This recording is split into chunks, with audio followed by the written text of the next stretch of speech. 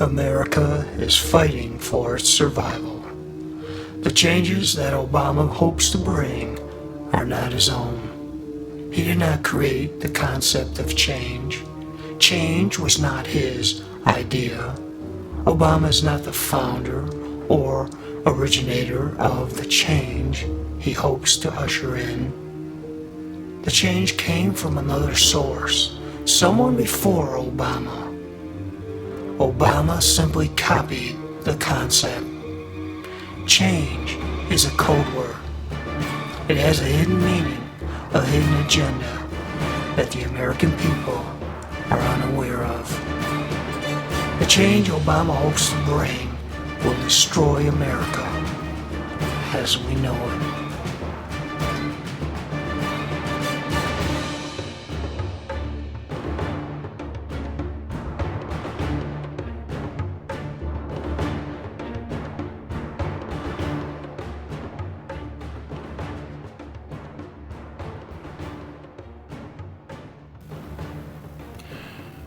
To understand the hidden meaning behind the code word change and what Obama's nefarious promise of change will bring to the American people, we need to step into the past.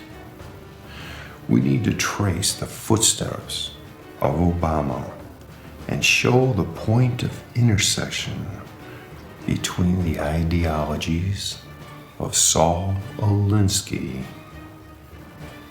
and the carbon copy Barack Hussein Obama. Saul Alinsky is the original community organizer. Saul Alinsky is the godfather of community organizing. He's the creator, the originator, the founder of community organizing. The message, the mantra of Saul Alinsky was change.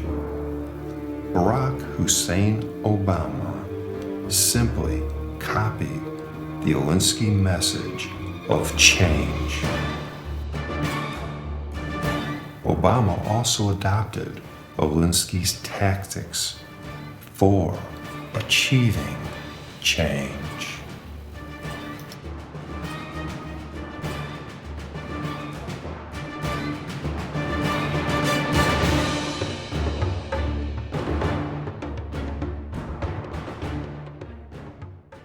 Silly season?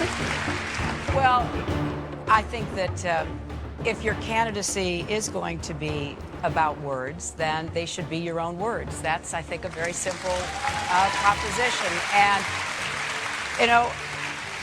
lifting whole passages from someone else's speeches is not change you can believe in. It's change you can Xerox. And I just don't think is not change you can believe in. It's change you can Xerox. And I believe in it's change you can Xerox. And even it's change you can Xerox. And even it's change you can Xerox. And even it's change you can Xerox. And even it's change you can Xerox. And even it's change you can Xerox.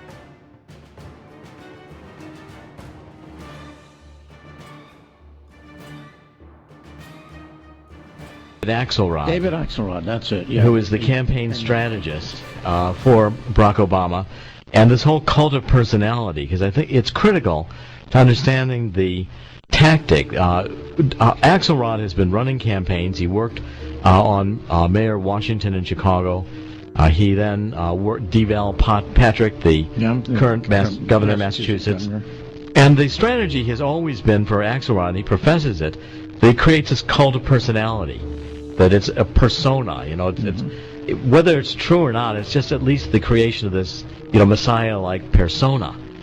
It's largely done to avoid having to deal with issues, to have to deal with, details, to have to debate, and the persona is what is marketed. Now, in fact, Axelrod had a company. One of the companies that Axelrod has is called AstroTurfing. AstroTurfing is there's, let's say, a corporation.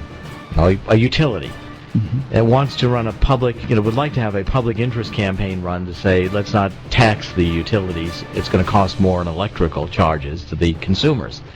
So the corporation creates this phony public interest group and runs phony public service announcements to get the corporate message across. That's called astroturfing. In other words, instead of having real grassroots support, you create what looks like grassroots support, astroturf. Okay. And that's one of Axelrod's top companies. That's the guy we're dealing with. So Obama then, occupying this current persona, Axelrod borrows liberally other people's themes. So, you know, Patrick's. Axelrod, this whole Deval Patrick, just words, that all comes from Deval Patrick. I have a whole section here of all the things that, in the Abomination, I show that Axelrod took from movies. Mm-hmm. So, for instance, when Obama says, you know, this, he's the one, this is our time, you know, this is our destiny, all that comes from the Matrix movies.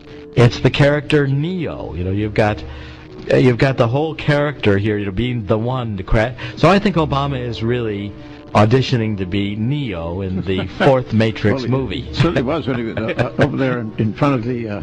We are the ones. Victory This Tower. is the time. It is our destiny. Yeah. We are the ones we've been waiting for. This is all Matrix talk, and it's borrowed liberally from the movie. The whole issue of this, yes, we can, you know, si se puede, that comes directly out of Cesar Chavez. It was first used by the United Farm Workers in the 60s when Cesar Chavez... The lettuce strike. The lettuce strikes, and it was all the whole... so there's this liberal borrowing to create a cult figure, and then we're not supposed to be able to even criticize the cult figure because it somehow violates the sanctity of this artificial fake persona that's been created and put in front of us. So, you know, I take, for instance, this whole we are the ones we have been waiting for.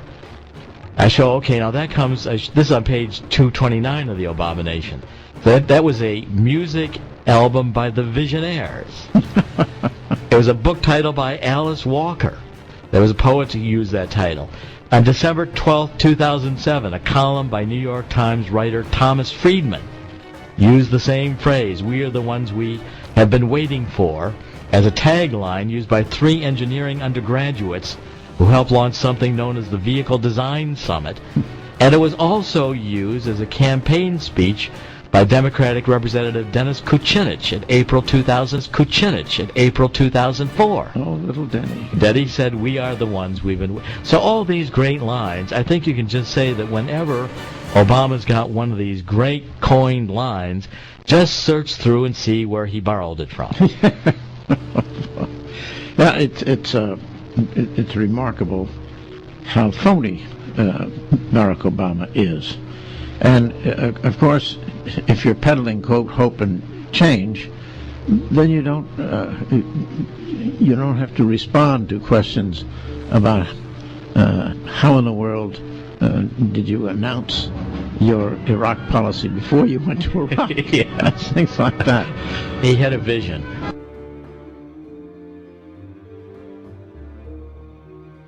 Leave it, it's change you can Xerox. And leave it, it's change you can Xerox. And leave it, it's change you can Xerox.